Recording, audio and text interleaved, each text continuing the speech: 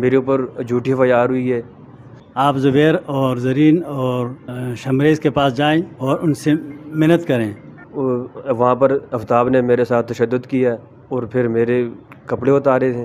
آپ کے بچے کو بار بار اٹھائیں گے اور ہر کیس کے اندر ملوث کریں گے۔ وحید نے آفتاب گنر سے کہا یار کہ اس کو اولاد میں بند کر دو، جہاں پر پہلی سی ڈرائیور موجود تھا۔ ہم نے چوری نہیں کی، ہم پھر بھی آپ سے معذرت چاہتے ہیں۔ اور پولیس والوں نے مجھے گرفتار کیا، وہاں پہ پھر مجھے تشدد کیا، پھر مجھے بند کر کے لے گئے۔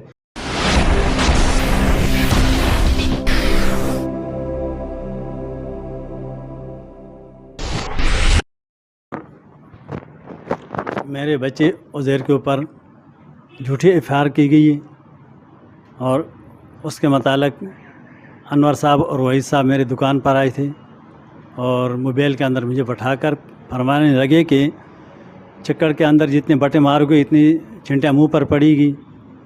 آپ زبیر اور زرین اور شمریز کے پاس جائیں اور ان سے منت کریں، متحاجی کریں کہ ہم نے چوری نہیں کی، بلکہ ہم پھر بھی آپ سے معذرت چاہتے ہیں۔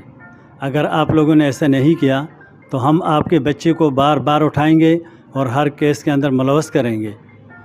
اور وحید صاحب نے کہا کہ ہم نے آپ کو تو بتا دیا، اگر آپ نہ مانیں تو ہم اگلی قانونی کارروائی کرتے رہیں گے۔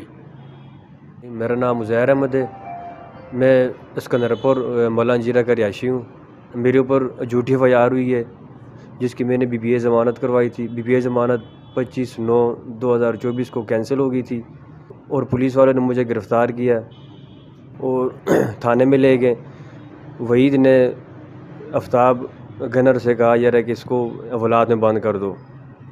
آفتاب نے مجھے اولاد میں بند کرنے کے بجائے تفتیشوں والے کمرے میں اینڈ والے کمرے میں لے کر جہاں پر پہلی سی ڈرائیور موجود تھا، وہاں پر آفتاب نے میرے ساتھ تشدد کیا اور پھر میرے کپڑے اتار کے پھر مجھے اولاد میں بند کر دیا۔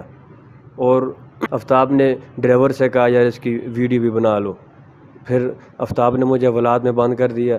اس کے بعد تقریباً گھنٹے ڈیڑھ بعد پھر مجھے نکالا اور تفتیش والا کمرے میں لے گئے، وہاں پہ پھر مجھے تشدد کیا، پھر مجھے بند کر کے لے گئے۔ تقریباً پھر مغرب کے بعد پھر مجھے نکالا اور پھر میرے ساتھ تشدد کرتے رہے، میرے ہاتھ اوپر باندھ کے، جس کی وجہ سے میں بے ہوش ہو کے گر گیا اور پھر مجھے ٹراما سینٹر لے گئے۔ وہاں سے پھر مجھے لا کر اولاد میں بند کر دیا اور اگلے دن پھر مجھے ریمانڈ کے لیے لے کر چلے گئے۔ ریمانڈ کا آرڈر لیا، پھر وحید نے آفتاب سے کہا اس کے کپڑے اتار دو۔ اگلے دن مجھے پھر اولاد عدالت میں لے گئے، عدالت میں لے جا کر پھر مجھے جیل بھیج دیا۔ پھر میری ضمانت ہوئی، ضمانت کے بعد پھر میرے ایک درخواست لکھنے کے بعد میں DPO کو دی اور قرآن بھی ساتھ لے کر گیا تھا۔ جو میرے ساتھ زیادتی ہوئی ہے، ظلم ہوئی ہے، ان کے اوپر FIR کا آرڈر ہونا چاہیے۔